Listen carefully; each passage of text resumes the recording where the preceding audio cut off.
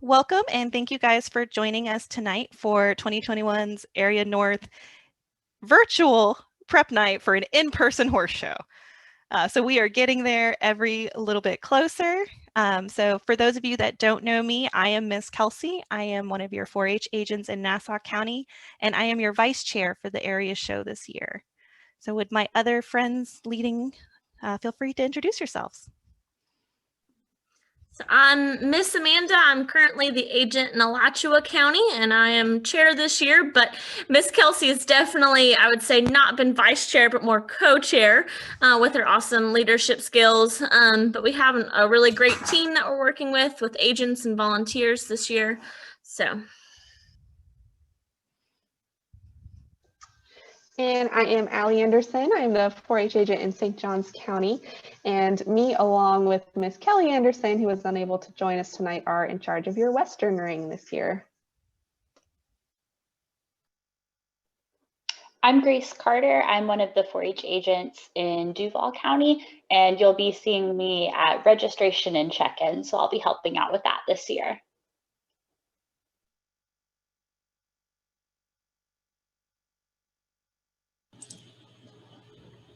I'm Stephanie Connor, and I'm a 4-H agent in Clay County, and I work with grounds facility and making sure we have what we need with the grounds. My name is Allie Shortinghouse. I am one of the 4-H agents in Escambia County. I am going to be here and there throughout the day. So if you see me around, I normally have a hat on. That's all you need to know. And we do have some of our Area North Committee members on here, like Miss Ann, if you want to give them a nice wave. And if you're on the committee, feel free to say hey. So before we really get started, we do know that there are several people that are brand new to this show. So with that, I did want to know, and you only have to answer the first question. Is this your first time showing at Area North this year? So you only have to answer the first one because obviously you're not going to know if this was helpful until we're at the very end of it. So just let me know if it's your first time.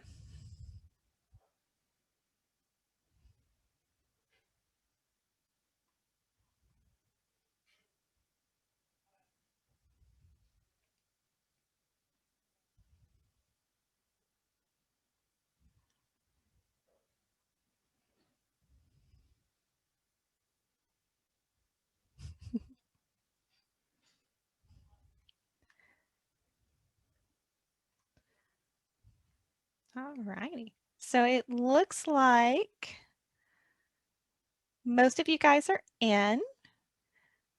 So with that, it looks like for the majority, everyone here is about 75-25.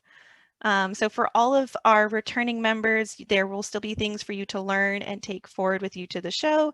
And for all our newbies, please feel free to ask questions. We want you to feel prepared and ready to go for the show.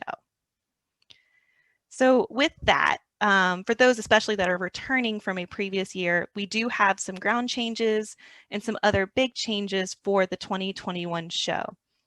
We have added in a really cool new thing called our Youth Sportsmanship Award. So I don't know if you know this, but horse people aren't exactly known for having the best attitudes. And so we want to change that and continue to foster really good sportsmanship and camaraderie around our horse participants. So this award we'll talk about more later, but there is a physical prize for it.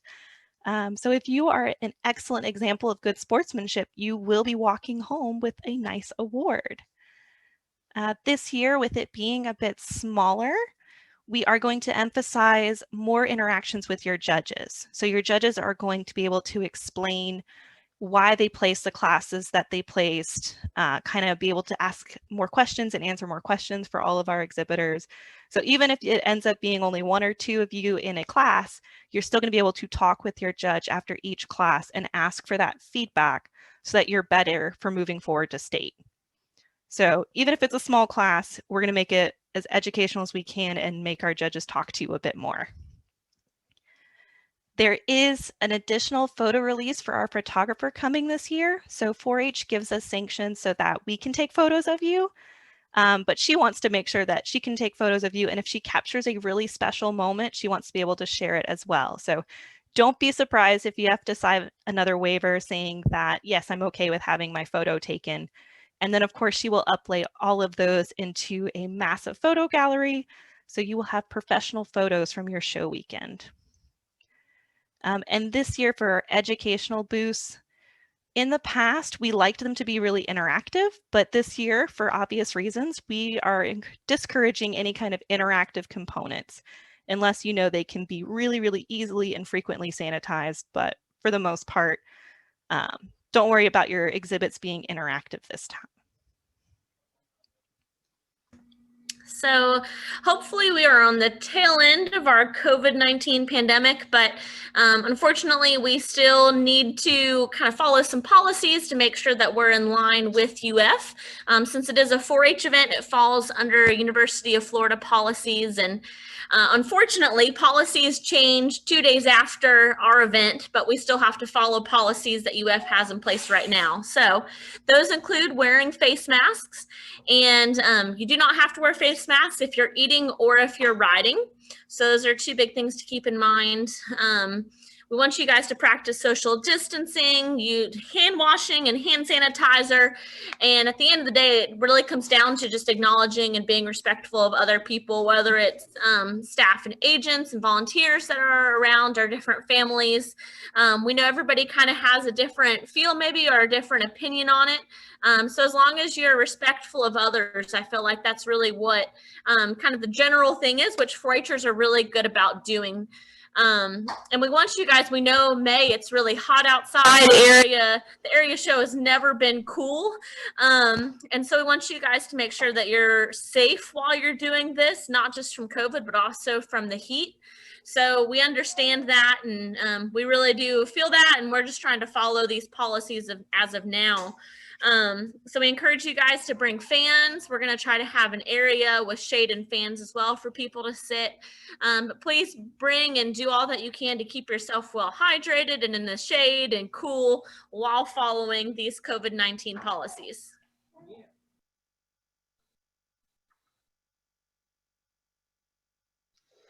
Okay, so we all know getting ready for a show can be a bit of a stressful, kind of unorganized experience. So we're going to go over a few tips now that can help you kind of prepare and start thinking ahead of time about things you'll need to think about as we approach the show. So the week before the show, so your horse's hooves, consider the last time that they were trimmed. If they are going to be due to be trimmed or shoot again, you'll want to make sure that you get that done before the show. If you have a horse who's a little sensitive, maybe after they're trimmed, maybe get that done at least a week ahead of time. That way they have that week to kind of recover and get back to normal. So just make sure that you're looking at your farrier schedule and keeping that in mind with the show date. For bathing, you'll want to make sure you give your horse a really good bath and scrub to get any of the dead hair and dirt off. Not only will this make it easier for you on show day, because you'll kind of get that big base groom out of the way, but it'll also help when you're clipping to help your clippers go through smoother. And again, just make it easier to just do touch-ups on the day of the show.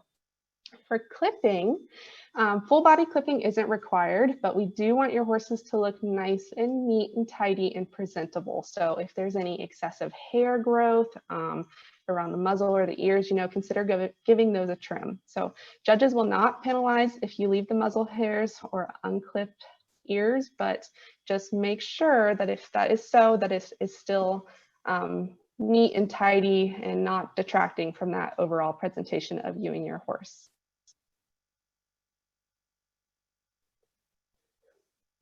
So with your tack, you'll want to make sure that you are familiar with the rule book. Make sure you read the rule book for the classes you're in, and every division's a little bit different. So check over your tack, make sure everything that you are planning on riding and showing in that day is allowed and permitted, especially with your bits. Check your bits. Show clothes. If you haven't tried on your show clothes recently, you may want to try them on. Make sure that they're still fitting, not too small, not too big, and just make sure everything's fitting and you got all the pieces good and ready to go. And we'll talk a little bit more about division appropriate clothes as we get into kind of our division specific slides, but again, just be familiar with what classes you're showing in and what appropriate attire looks like for those classes. For trailer safety, so this is something that people usually might not think about ahead of time, but it's definitely an important thing. If you are planning to pull a trailer that day, make sure beforehand that you check your tires, make sure the air pressure is good. If you have any latches or doors that can get a little bit janky sometimes, make sure you check those. They are actually closing and everything's secure. Any lights, make sure all your lights are working, that your tag is good and registered, up to date, ready to go. And any tie clips or just accessories you have on the trailer that you think you might need that day of the show, that it's all in working order. That way you have time to repair or fix anything ahead of time. Making a list can be something that's really helpful. We all know when you're trying to pack everything, it's easy to forget some things. So if you have time beforehand, it's really good to just sit down and dedicate some time to thinking about everything you're going to need, from grooming to bathing, feed, tack, just anything you can think of, get it down on a list, because you can then use that list and add to it as you think of things and use it kind of to check off. For paperwork, make sure that everything is up to date. So registrations for your trailer, you've got all your show paperwork, your Coggins, and we kind of advise that you definitely bring all of this with you should you need to access it at any time, and you can have it readily available. You can put it in a folder, keep it in your truck, where it's nice and safe and sound just in case you do need it. Speaking of lists, we will send you guys kind of a good starter checklist. Obviously, you'll probably need to add some things to it, but just to get you started and things to think about as we start to get closer. So tapering your exercise program for your horse and yourself.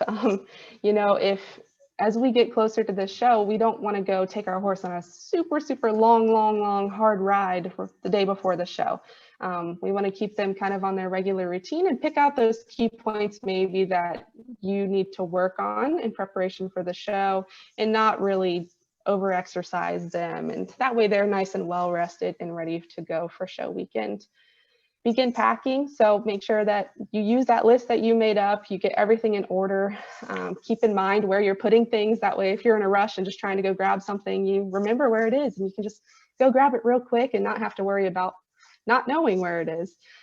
Reread your rules. So again, you're responsible for knowing all the rules for your classes, your divisions. So read those rules, make sure everything that you are bringing or planning on doing follows in those rules. Just like we want our horses to be well rested, we need to be well rested too. And so by doing these kind of week of preparations, that'll really help us. We want to get a really good night's sleep. That way we're ready, we're confident, and we're good to go on show day. If you haven't cleaned your tack in a while, you probably should. Just like we're showing ourselves and our horses, you know, that tack kind of adds to that overall presentation. So get in there, give it a good cleaning, check to make sure all your buckles are working, check your reins, make sure everything is secure, not gonna kind of fall apart on you, and just go over it all, make sure that you can be sure that that overall presentation you're giving to your judge looks neat and tidy and clean.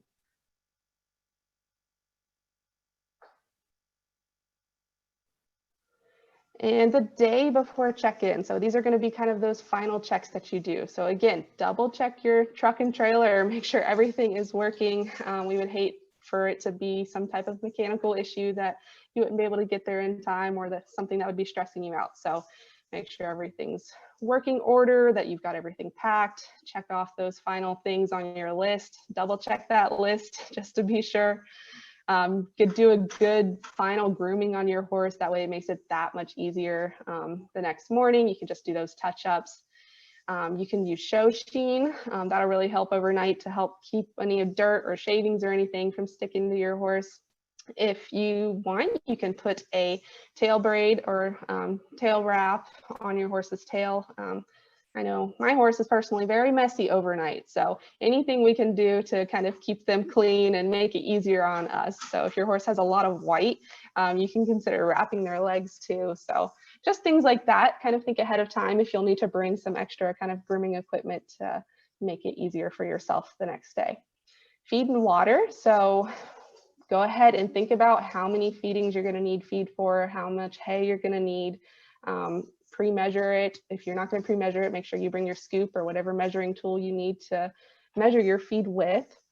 If your horse is a little finicky about drinking water away from home, a lot of horses are, you would probably want to bring some water from home just to have in case you do need it. And last, print schedules.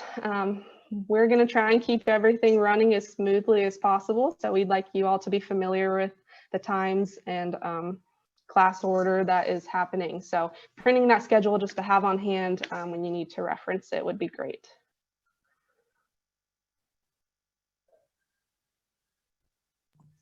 All right. We have had a lot of good information so far. Thank you, Allie. Just a little bit of a reminder, if you have just logged on or just been admitted into the meeting, that this meeting is recorded. Miss Kelsey let us know that if we don't want to be videoed, please go ahead and put your screens on black. And if you have not already typed your name and your county into the chat box, just a reminder to please do that, because that is how we're taking roll today. So thank you, Miss Kelsey, for pulling up the check-in information. So if you look at your screens, we talk about registration. It's going to be at the Clay County Fairgrounds. If you're checking in on Friday, it's going to be from 3 to 7, and check-in on Saturday is going to be from 7 a.m. to 9 a.m. So please make sure that you have planned accordingly. We know some of you have quite a bit of a distance to travel, and some things can't be helped. Flat tires or breaking down, things like that. So if you're traveling long distances, please just make sure somebody has your phone number so we can call and check on you, or so that you can call and let somebody at the office know you're on your way or you're having issues and different things like that. Pony measurements are going to be outside under the shelter, and I'll show you on the next slide. When we get to that, I'll show you where those are going to be held. That's going to be Friday from 5 to 6 p.m. And then pony measurements on Saturday will be from 7 a.m. to 8 a.m. We don't typically walk around hunting you down. So you need to make sure that if your pony needs to be measured, that you're at the location. I'll show you again on the next slide. So not necessarily going to run through everything in detail with the event descriptions, but just so you guys know, on Friday when we have the speed ground handling and speed events, that is going to be in the big covered arena, and that's going to start at 6. Western dressage and traditional dressage will be in the uncovered arena, the west one. Again, I'll show you on the map, on the next map on the next slide. That's going to start, I believe we said it's going to start a little bit after 5.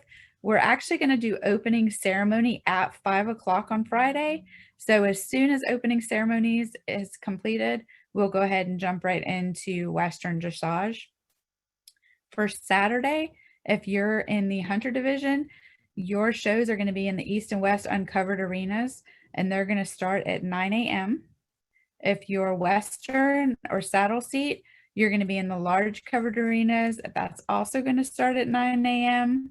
And for the rest of them, we don't have times assigned to them because it's just going to be as it follows the show or the division prior to that. So ranch ground handling is going to start in the cattlemen's as soon as Western and saddle seat are done.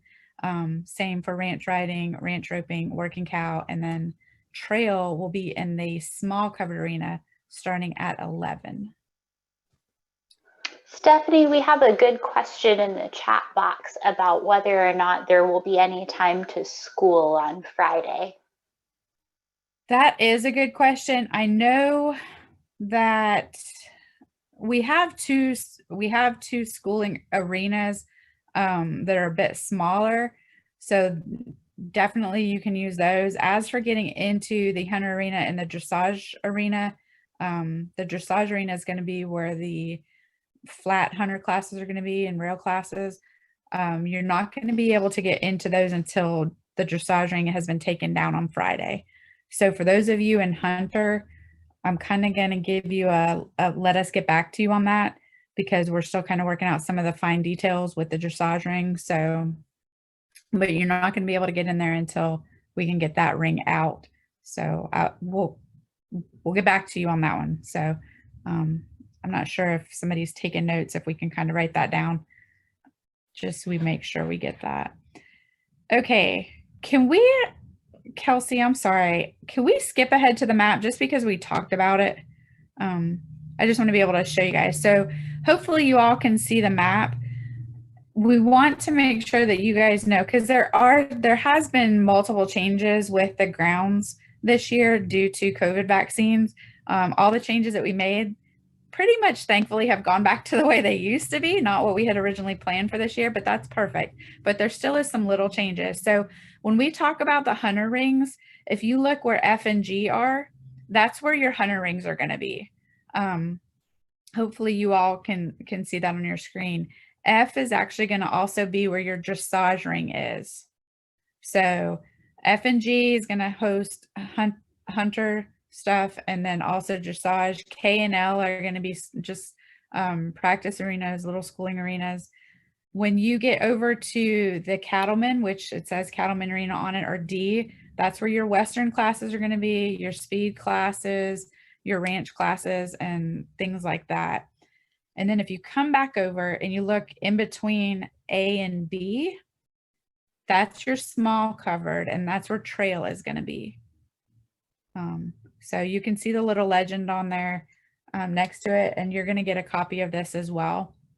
So when you go to do your pony measuring, because we said that's going to be under the small pavilion, that's actually going to be where J is. So if you look kind of above A and to the left a little bit, that's J. There's a little small, very small pole barn there. That's where pony measuring is going to be, and that's also where your Coggins checks are going to be. The other big change is going to be where the office is. So we used to kind of meet over where J is when you're checking in and registering. Now we're going to be over where M is. So M is right in front of the cattlemen's arena.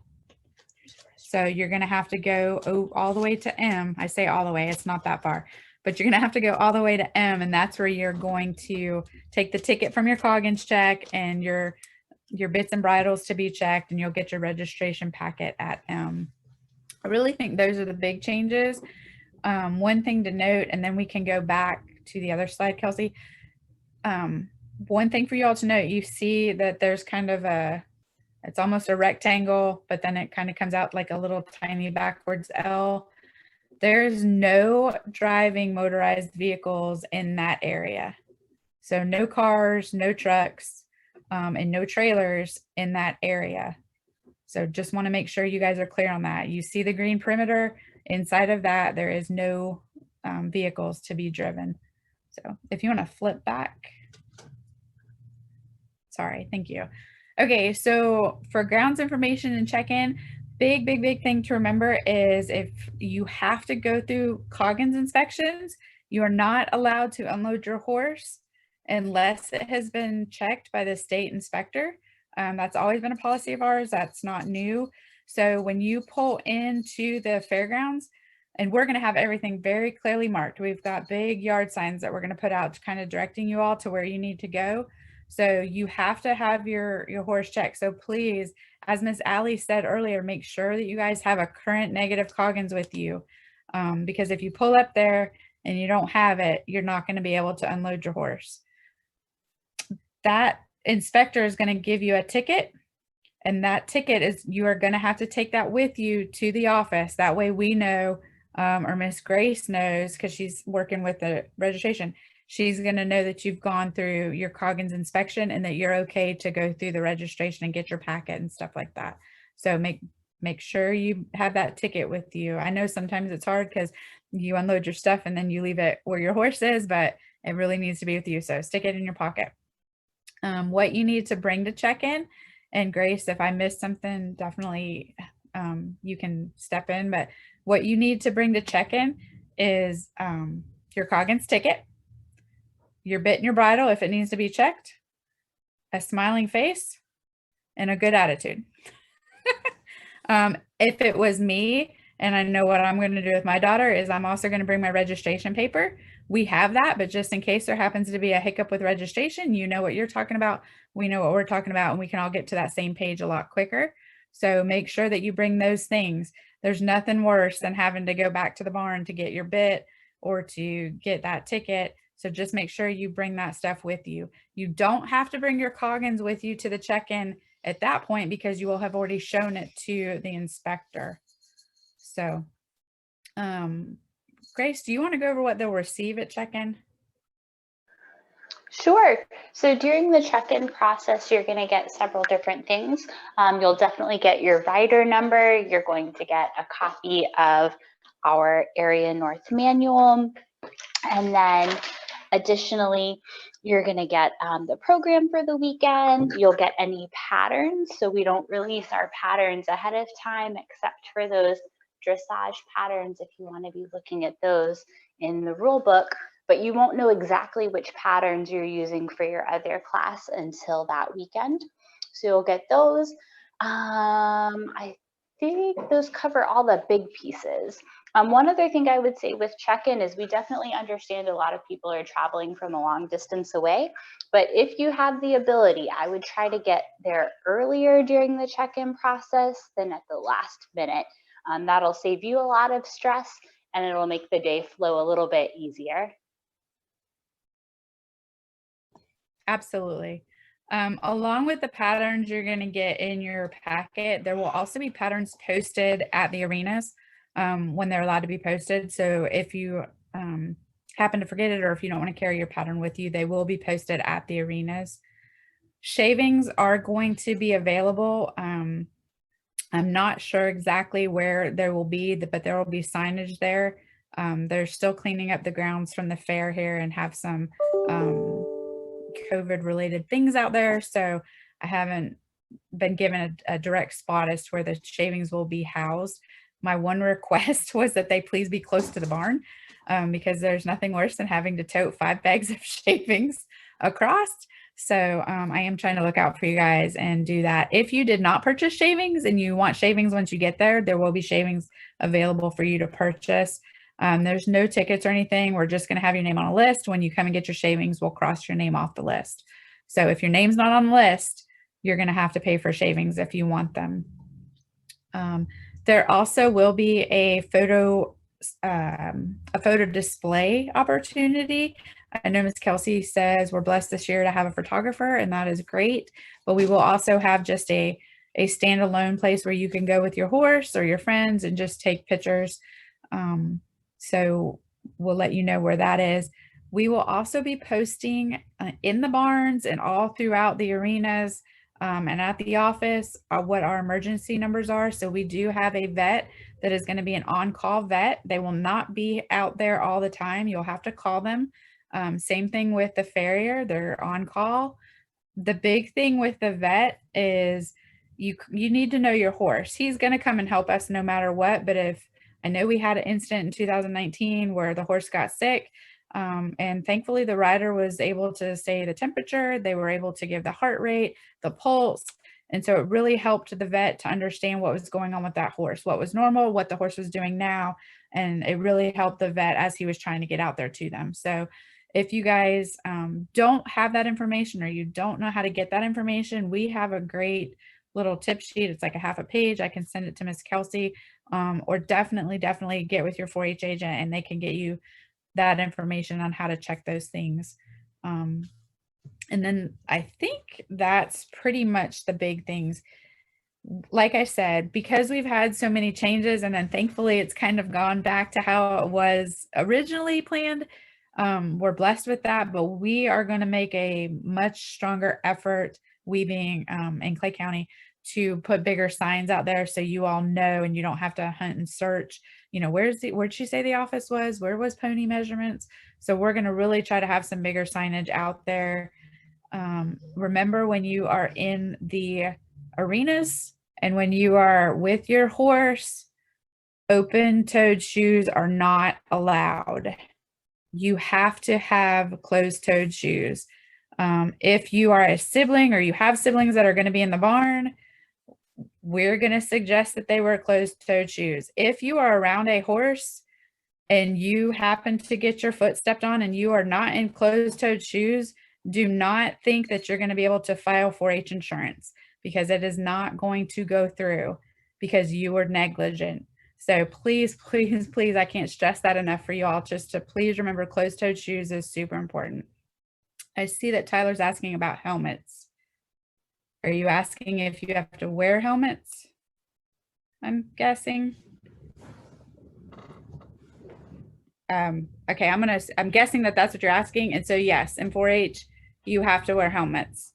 There's no exceptions to that. So definitely when you're riding, you have to have helmets on.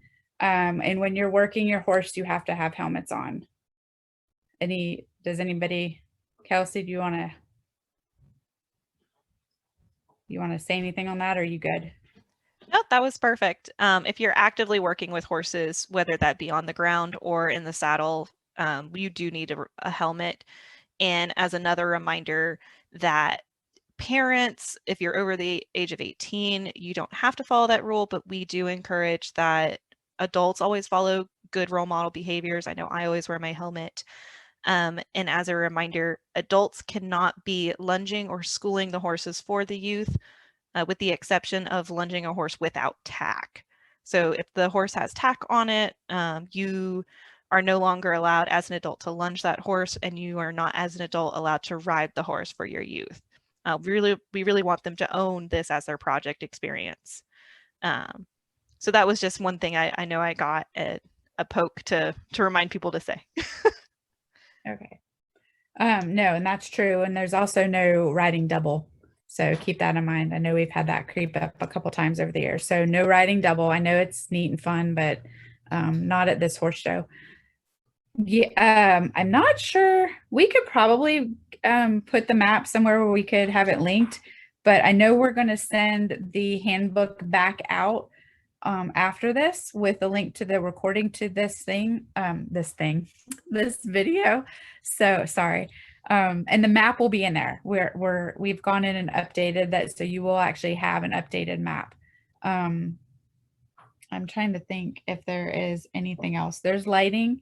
The lights can stay on at night in the barns. There is enough outlets for fans, but I am going to caution you, please don't bring 4 fans for your horse, because we have to be kind to everybody else and make sure they have, outlets for theirs, for their stalls. I am trying to make it work so that every county will have a tack stall. Several reasons for this. One, I think we have enough numbers we can do that. And 2, it's going to help with social distancing. So I can't guarantee it. I'm still working on the stall assignments, but that is something we're working on. And I think the last thing I'm going to go over, and then I'll be quiet, is we're doing the stall assignments. You're going to be stalled in blocks by your county. So Clay County kids are going to be with Clay County. Nassau County kids, sorry, that's our cat. Nassau County kids are going to be with Nassau. St. John's with St. John's.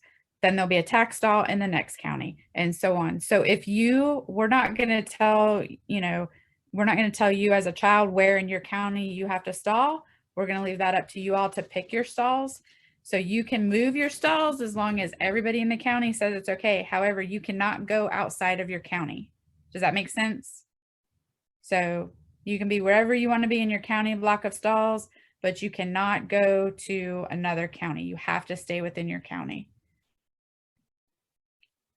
And I think that is about it. The only other thing would just be courteous with your tack boxes. Make sure you're not blocking the aisleways and different things like that. But if you guys have any questions about grounds, stalls, bathrooms, we do have bathrooms. We do have a set of bathrooms that has showers. If you have questions like that, you can definitely shoot me an email, and I will help out no matter where we are. So thank you. So the next thing we're going to do a quick little rundown, because we do have so many new showers, is a little bit about ring etiquette. So if you have ever been in a warm-up ring or even in a riding lesson and somebody cuts you off, or you get a little confused on where you need to go, a lot of that is the etiquette, and it's not something that's taught and talked about as much as it used to be. So some general things that we do expect of all our youth, as well as anyone attending the show, is know your patterns and your numbers. Your judges are going to ask you that quite frequently. You're going to get real tired of saying, hey, my name is Miss Kelsey, I am Rider 101. You're going to be saying it a lot, but the more that you have it easily committed to memory, the faster it makes the whole show. Being on time, really for horse shows means 5 minutes prior, because nothing's worse than getting right up to your class and realizing that you haven't had a chance to take a deep breath or practice that last little maneuver or get set up. So try to arrive to your ring early if you can. Always check in. Don't assume that your gatekeeper knows who you are or has remembered you from a previous class. So a lot of times people say, oh, well, I checked in for my showmanship, so they're going to remember me for the whole day. That's probably not the case. So play nice with your gatekeepers and talk to them, let them know, hey, I'm here, I'm ready to go. Inside on your actual riding classes, know how to maneuver around the ring appropriately. So we pass on the inside only. We never want to be stuck between the rail and another horse. We like to pass left shoulder to left shoulder if you're going in opposite directions. Again, a lot of these are safety requirements. You want to keep safe distance from all horses, especially if they have the red ribbon, but you want to keep it always no matter what. And you want to position yourself for success. So a lot of times we see in those larger classes, a big bundle of youth all riding in the same area. One, that doesn't allow you to get the best viewpoint for your judge, but also it puts you in unsafe positions if a horse decides to do those smart horse things that, we know they do. So being able to know how to cut your ring or circle around to keep safety and distance is really important. Sportsmanship is crucial for everyone. And again, this year, we're really going to push that forward to be better sportsmen. So we do have the award. If you need to make a tack change or drop a class or make any big changes, be friends with your gatekeeper. They'll be able to help you. They'll be able to hold things if they can. But again, that is also within limitations. If you say, hey, I need to make a really quick tack change, make it a really quick tack change. They're not going to hold it forever, and they're not going to wait, 20 minutes for you to do something. So be quick, be efficient. If you see safety concerns, now safety concerns are different than I disagree with their training methods. But if you see something unsafe, let us know. And of course, if you have any point you have a question, just ask. We are really there to help everyone learn better. So the more questions you ask, especially if you're new or even if you've been here 100 times already, it happens. We all have that moment of, hey, can you clarify something for me? We're there for you. So the Youth Sportsmanship Award, you will see these posters all around your ring. So this was taken from Michigan State University Extension, and they are kind of on the same mission of building up sportsmanship. Our ring leads, which you may or may not know them, you may not know, it could be a secret evaluator, it could be someone in your ring. We're not going to tell you who's watching, because the goal is they're going to pick one youth from each ring who truly exhibits amazing sportsmanship, and then they'll tell them to the committee. And then out of those recommendations with what they saw and how that youth acted, we will award a prize on Saturday. So I don't know about you, but I have definitely been in horse situations where I have dealt with people that were not good sports. So that is the negativity, the gossip, the bad looks, the things like that, that horse people unfortunately have a bad reputation for being those people. We don't need to be those people. We have all had a hard enough couple of years. The least thing we could do is cheer for the other team. So make sure you're clapping for everyone in the class. Make sure you're just being a good sport about things. And realize that we're all in different parts of our riding journeys. And we have a lot of first-time showers who probably aren't going to be the same as somebody who's been in the show for 6 years. So you don't know when someone's hardest day in your eyes may be the best day in theirs. So give compliments, ask questions, and be a good human.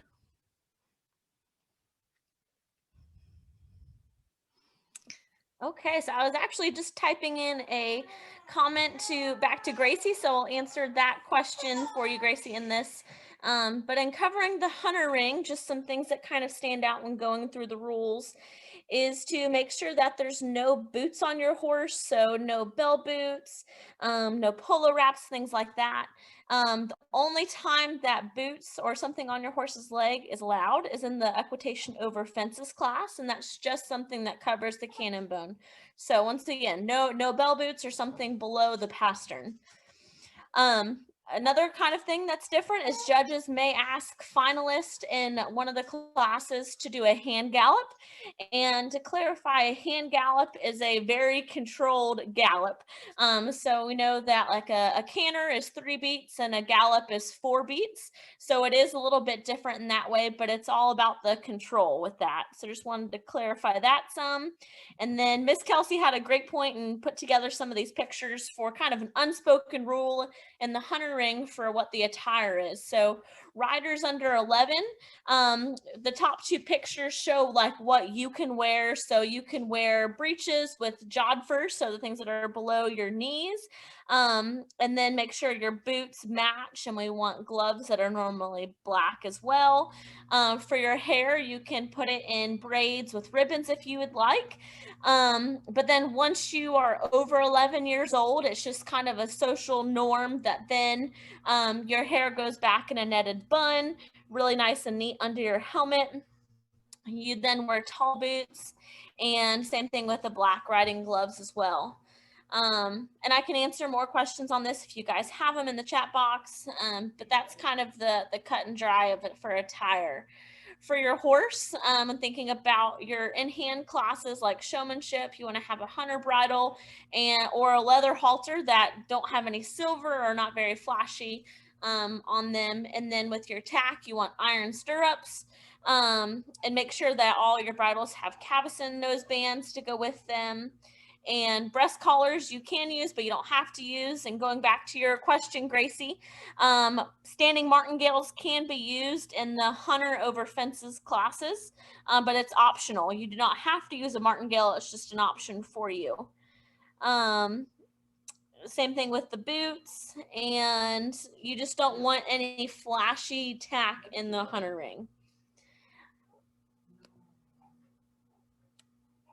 And make sure show jackets. Let's see, Gracie, will we be wearing show jackets? We do recommend wearing show jackets. We have in the past. So what I would recommend to you is to wear your jacket in the class, and then as soon as you are done with your class, go ahead, hop off, take it off, and get a breather.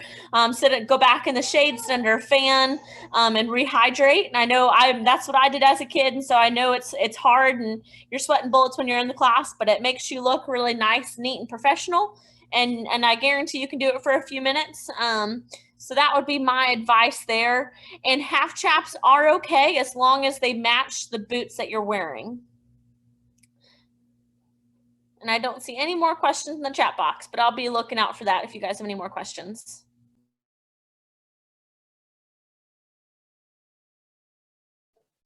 Okay, thank you, Amanda. So I'm going to go over a little bit about our Western ring now. So in terms of attire, you'll want to make sure that you have nice Western style dress pants, whether that's kind of slacks or very nice jeans that you have. Black will work best if you do wear jeans. It's kind of a good base color to go with. For your shirts, you'll want to make sure that it's collared in long sleeve or what's considered appropriate show attire. So that can be things like slinkies or turtlenecks. Both girls in these pictures, you can see they kind of have different shirts on. The top right, it's just your simple button down collared with cuffs on the sleeves, and then the one on the bottom is a little bit fancier. So as long as it's show attire appropriate and it has collared and long sleeves, then you should be good to go. Make sure that you have Western style boots on. These should be tucked inside of your jeans. If you can, you'll want to try to kind of match your boots to your pants. If you don't have them, that's okay, but it's kind of optional. When you're riding, chaps are preferred, but if you don't have them, that's okay. They are also optional. In terms of tack, for your horse, for your in-hand classes, you'll want to make sure you use a halter, leather halter. It can have silver or not silver, as long as it's nice and neat and tidy, that's okay. Same with your Western saddle and your bridle. It can have silver, it cannot have silver, just make sure it's clean. Important, there's no martingales, no tie downs, no nosebands or cavesons. Your horses are not allowed to wear any leg wraps or boots, and there are no draw reins. So just double check your tack, make sure that you're abiding by those rules for this division. In terms of grooming your horse, just like we spoke about before, you want your horse to appear clean and neat. So you can use hoof black or clear polish. Banding is recommended, but it's not required. So as long as your horse looks nice and well kept, then that's okay. Fake tails are allowed, but they are discouraged because if you use them, you better make sure that they're tied in really, really good. If your fake tail falls out, you will be disqualified. So if you're planning to show with a fake tail, double check that you've got it nice and secure in there.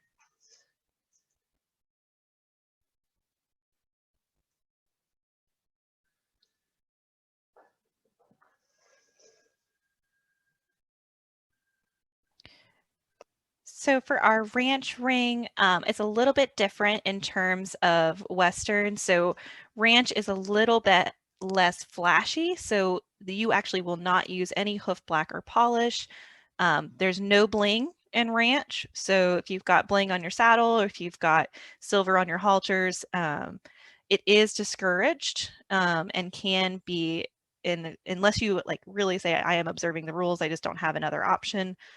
They really don't want any of that, the bling with it.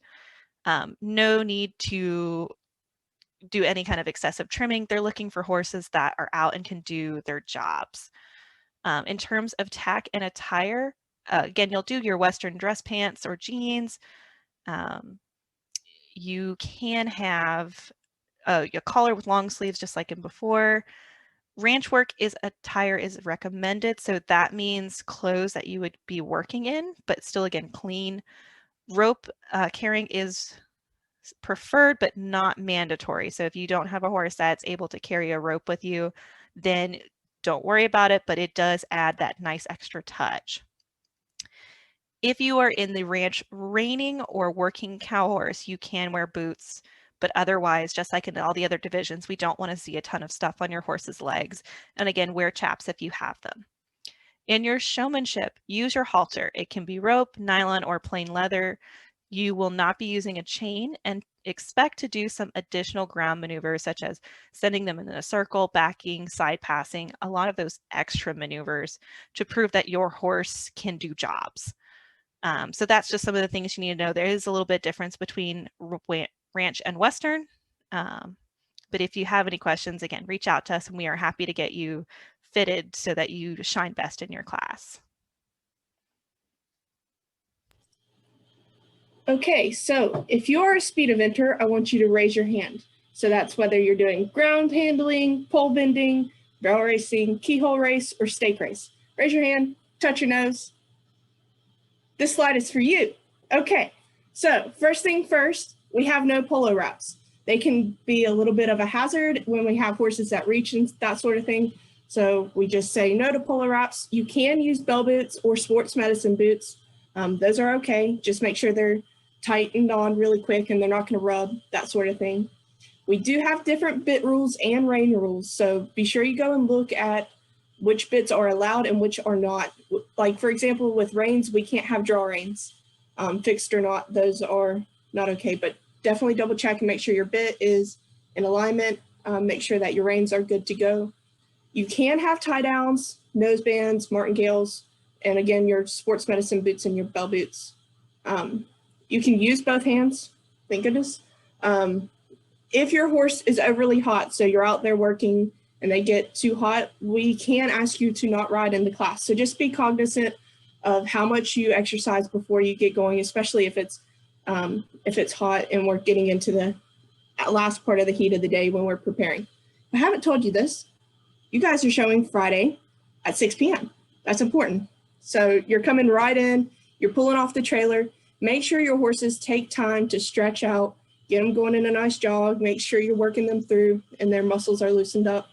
We don't want to take them and send them all out and end up with an injury like that. So just be sure to take care of your horses if they're traveling a lot. For your rider attire, Western boots with a heel so that your feet don't slide through your stirrups. Colored long sleeve shirts. Know it's hot, but we need the colored long sleeve shirts, tucked in, nice jeans, and you should be good to go.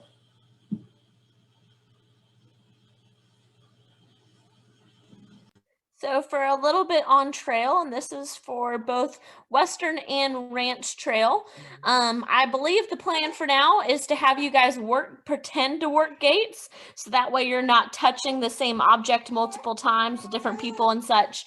But be cognizant of which side or which hand the pattern calls for working the gate. You can usually tell by what side, where the hooves are pointing in the pattern. And also be cognizant of what side of the cones the pattern is going on to. I just know from previous years, we've had people go technically off pattern, not following that side correctly. So really pay attention to that. The ring will be open from 11 to 2 and you just come when you're ready. I recommend that if you're able to, get it done as early as possible. That way you just have it knocked out and we don't have a line, at 2 o'clock. It's really easy to do. It usually takes less than 5 minutes as well. And you can also come to the ring and get on like a waiting list type of a thing if you're going to be close by. Let the ring person know that you're there and you're ready to go, and they can kind of put you on the schedule as well. We do open and close the ring because it's just one person at a time doing either of the trail courses. Whenever you walk into the ring, you want to let the judge know what class you're doing, whether you're doing Ranch or Western, and what your number is. And then if you have any questions, you want to make sure to ask before doing your pattern. If you ask afterwards, we really can't help you very much or can't change your score. But beforehand, the person who is working the gate can see if it's a question that either they can answer or if it's appropriate to ask the judge that question. The judge may ask you to move on from an obstacle. For instance, if a horse won't go over a bridge or something after multiple attempts, don't worry about it. Your horses see some new things sometimes in a different place with different objects. So no big deal. Don't get discouraged about that and just continue and move on with the course. It happens all the time. It's happened to the best of us. I know I've had to do it before. So just remember, the biggest takeaway from trail is to kind of have fun with it, show what skills your horse has, and learn something to do better next time. So for all of my dressage people, this is going to be both our Western and our traditional dressage people. We recommend, if at all possible, checking in as early as you can on Friday. That way you've got plenty of time to do any of your last minute grooming and schooling before starting. So similar to the speed events, make sure your horse has ample time to get off, cool down, stretch. And I don't know, my horse is not really good about keeping his braids in, so I know I have to put braids in after I get off the trailer. So if that's something that you have to worry about, make sure you build in enough time that you can do your braids. Western and classical dressage will be in the same ring. Just like in the other classes, you need to announce your name and whether or not you are riding Western or traditional. Our Western are typically going to go first, but if at all, if we need any other kind of changes, just talk with your ring steward and we'll be able to see if we can't put you where you need to go. There's no assigned ride times. So typically we will give you assigned ride times, but because it is Friday and things happen as you're traveling in, it's similar to trail where you just kind of come in as you can. You should know your tests and you should know how long it takes you to do your tests. So dressage riders usually can orient themselves appropriately to get those tests done. For you, if you are new to dressage, you will have 45 seconds after your judge rings her bell to enter in at A. So before then, you can school, you can kind of get yourself into a nice working trot and get what you need done before. But as soon as you hear the bell, you need to start entering in at A. Remember to salute and smile at your judge. And don't give them the creepy smile where you're overly trying too hard because it ends up looking really scary. Give them an earnest smile, do a good salute, and continue that smile as you make your first track down to C. If you need someone to call your test in dressage, that's perfectly fine. It's not required. So if you think you have a really good memory and you can memorize your test, cool. If you need someone to call it for you, go ahead, but your caller is not allowed to coach. So they can't say, hey, prepare him, or make sure you tighten up your rein. Like, they can simply just call the test. Double check your bits and your attack. So there are some different rules between hunter and dressage, and it's happened before where somebody has grabbed the wrong bit and schooled their dressage class in their hunter bit. So just make sure that you're double checking that closely, because we don't want you to miss out on a fantastic ride because of something small. And just like with most things in horse shows, but especially in dressage, you really want to make sure you're preparing your horse for that next maneuver. Horses do not school well in the dressage tests if you kind of tell them last minute to turn. So it's very much a proactive style pattern. And then at the very end, give a good salute and good smile. You're allowed to pat your horse, but leave promptly afterwards, because we'll start getting backs up. But if there's any questions about dressage, feel free to reach out to me. Miss Ann's also on the call. She can answer questions as well.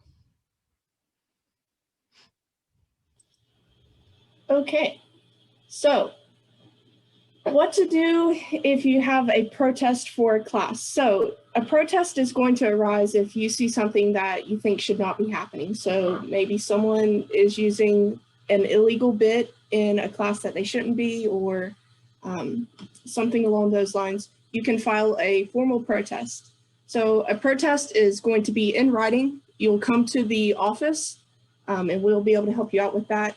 But it needs to be done immediately at the end of a class or the event that you want to protest, because then we stop the show and we have to take care and resolve that issue immediately. We don't go on, everything stops, we take care of the matter, and then we can continue on. Please remember that if you are going to do this, do it in a respectful way and be gracious about the process. After all, this is our youth. Mistakes happen, yes. But we can also be kind about the way we go about correcting things. So the protest that you write out and you turn into us is going to have to be accompanied by $100 cash that you give to the person who's handling the appeals. It's held, then the appeals committee goes and looks at the protest. They make their decision, and then it comes back. If the protest is upheld, you get your money back. If it's not, that money goes into the Area North Horse Show Fund. Be part of the solution. I mean, it's as simple as that. If you see something that could help avoid a protest or something like that, and you have friends, maybe discuss it with them and help them out. Mistakes do happen. We want everyone to have a good time. If you can, don't make this a malicious process. It's there for a reason, but we don't have to do it in a mean spirit. We can be kind and put our youth first. So general tips, and then we'll get into finalizing everything you need to be prepared for the show. It is in May, it is hot, so please hydrate often and manage your heat stress. Show clothes are always not the most comfortable, and our nerves are going to get our adrenaline up, so make sure you take time to drink water and sit down in the shade when you can. The more grooming and preparation you can do Thursday and Friday, the easier your day will be. That way you're not having to wake up as early those mornings, skipping breakfast and doing a lot of unhealthy habits because you were ill prepared. Clean your tack. It does make a difference. You can pretty much always tell who put the extra effort into cleaning everything before they go in the ring and who simply just pulled it out of the barn. You have lots and lots of experienced show people and ring hands to ask questions. So if you see someone who does really well in a class, ask them for tips. You'll never learn unless you actually ask. And what better compliment than to be asked by a fellow rider and say, hey, I really, really loved how you did that trail pattern. Do you have any tips for me? So encourage that conversation of helping each other. If you have the opportunity, absolutely go watch classes that you typically don't show in. You will learn a lot watching how people handle a circle, because a circle is different from hunter to dressage to Western and how you ask it. So it's really fun to be able to get an appreciation for those other disciplines. And then, of course, cheer for the other teams too. Horse shows will make you feel stressed and upset. There are times, even on our best days, where we are just in a grumpy mood. We are human. It happens. biggest thing is don't take it out on your family, don't take it out on your horse, and don't take it out on our poor volunteers who are just trying to help you have a good day. So if you notice that you are in that position and your emotions are getting up, it's okay, take a few minutes by yourself and relax. You know, we are human, but we always want to remember it's not good to push through that emotion and end up yelling at each other just because we're stressed out. It happens. I am always kind of known for being the water bucket lady when I go showing with my friends. So this is probably more of a tip for parents rather than their youth, but I love bringing around one of those little grooming buckets and filling it with Gatorade, baby wipes, safety pins, all of your quick grab items, so you're not having to constantly run back to the stall. And it's also a quick reminder of, hey, you just finished a class, drink some water. Well, I'm not thirsty. I don't care. Drink some water. So if you have it right there and readily available, it makes those moments a lot easier. And if you put it in a bucket, it's easy to carry. Don't feed or pet other people's horses without permission. This is more for those people that are coming to watch the youth ride that may not necessarily be horse savvy themselves. So sometimes we bring friends, we bring relatives, and they just want to pet and feed all the horses, and that's not really respectful. So if you want to pet another horse, make sure you get actual permission to. But for the most part, don't touch things that aren't yours, and that includes living animals.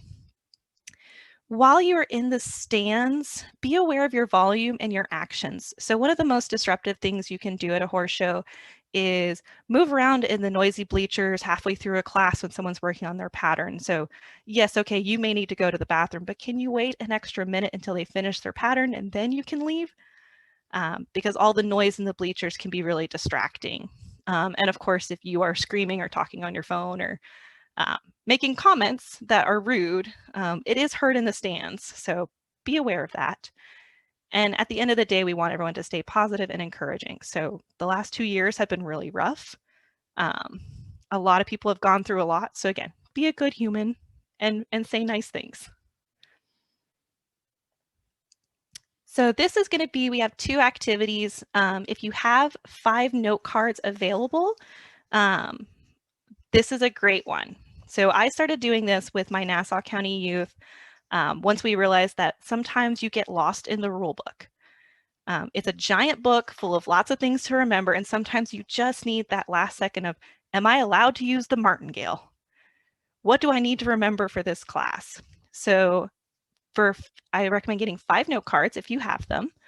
If not, this is always an activity you can do with your parents or your coach at another time. So each note card is going to represent a class that you registered for. So for my example, I grabbed 30 and 31. So on the front, the non-lined, ooh, it's not going to let me show it because of my virtual background. Goodness. So I have the class name, the number, what day it is, and approximately what time that class will happen. So if it's one of your morning classes or if it's one of your later classes, that way it's a quick grab, oh yeah, that's my Friday class, or oh yeah, that's my Saturday class. Or trails only open 11 to 2. Gosh, I'm gonna forget that day of because there's 100 things on my brain. It happens. So on the front, you write what the class is, and on the back, you write that special information that you need. So for my 30, it is Hunter Geldings. That's a confirmation class. There isn't going to be a pattern. So I know for that class, it's really gonna be about making sure I set him up correctly, and being there on time, because that's one of the first classes, but it comes after mares. So look out for the ladies, and then I'm ready to go in. Because my horse is really gross, I put a note on there to say, make sure to wipe down his nose before he goes in, because he is guaranteed to have a snotty nose right before he goes in. So it's some of those last minute tips to remember. And just, I put another note, it's a leather halter or my bridle. Contrasting with my next class, which would be 31, my junior hunter showmanship. So this is a pattern class. So I know that for this class, I really need to focus on that pattern. I know I need to remember to be ready at that cone at a certain point so that I am readily available for the judge, and that I know my horse has a really sticky right turn. So just putting down some of those notes to remember for yourself. If you have specific class questions, I know they're rolling in the chat, and our chairs have been doing the best to answer them as we're going. So if you have any class-specific questions, feel free to unmute and ask them now, and we'll do our best to answer those questions.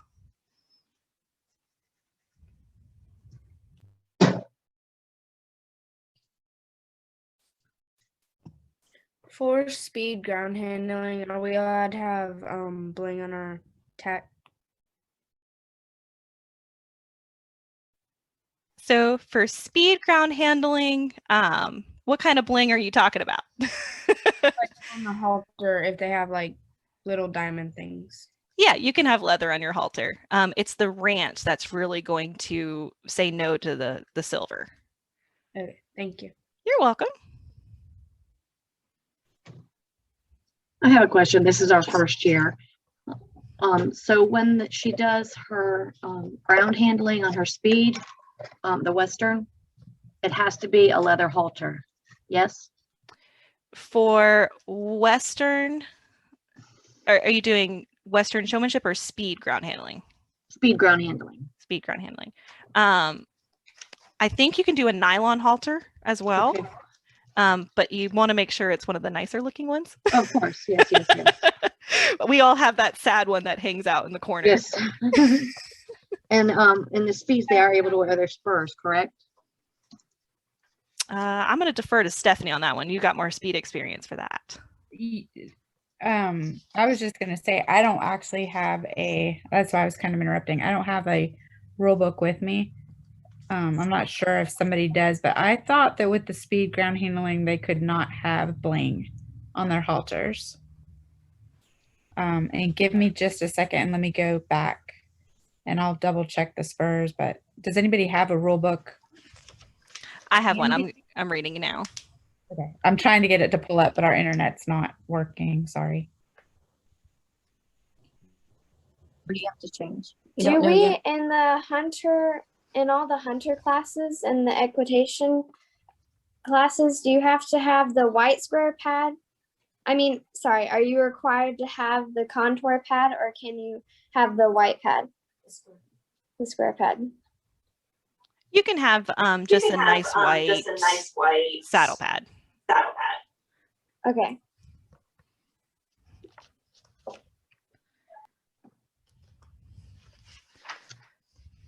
Can we braid our horse's hair? For which division, my friend? Or the ranch classes? You can do like long loose braids, but especially if it's going to like get in their way, like if they're in the reining. I know a lot of people like to braid for the reining, but for the most part, you can just kind of leave it plain. Okay, thank you.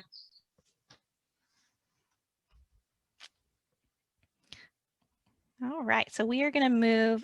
So I recommend every group at least do this. So if you have your club meeting or anything like that, this is a great opportunity to make sure that you're asking those little questions to get you ready. And they're really helpful day of, because then you only have to look at 5 cards versus an entire book. So use it to your advantage and keep on handy. So, yeah.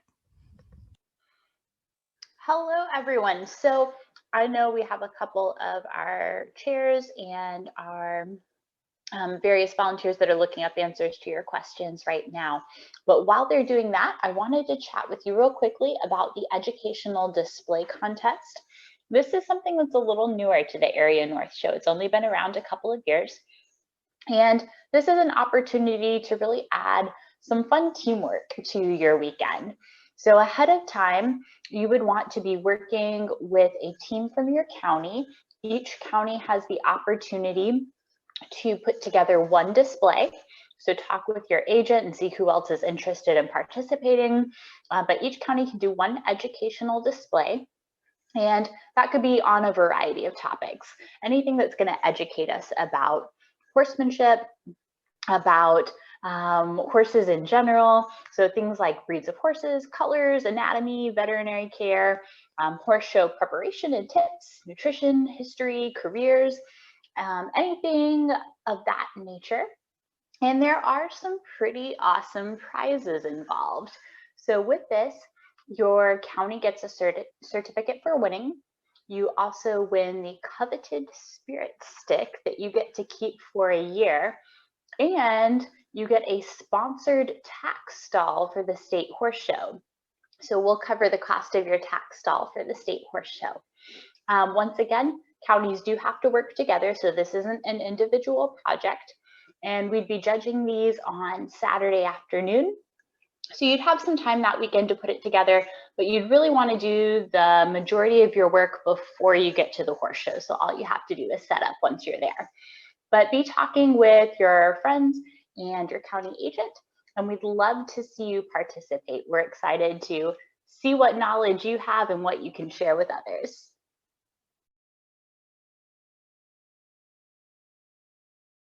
So with that, I know we have a few people looking up answers to those questions. So with that, are there any other questions that may not have been asked yet that you need to know to get you ready for the May show? Because it's right around the corner.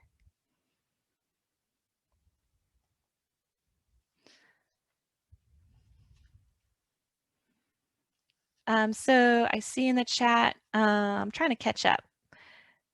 You can do running braids on ponies, especially if that long, thick hair, because I know we have a few draft people or draft crosses. Sometimes you just do the running braid for them, so that's totally fine. Totally fine. Oh, good.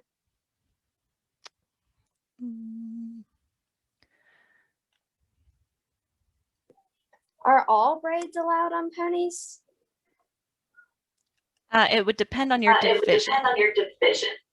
In Western, like the Western Trail and showmanship, horsemanship. For the Western, you can do the standard running braids, or you can just leave it long. He's got a pretty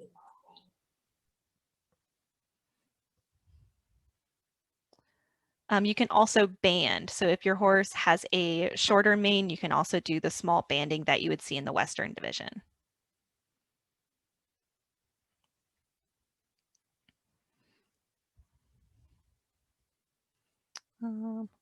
Oh, I love it. There's all these questions. We're trying to keep up.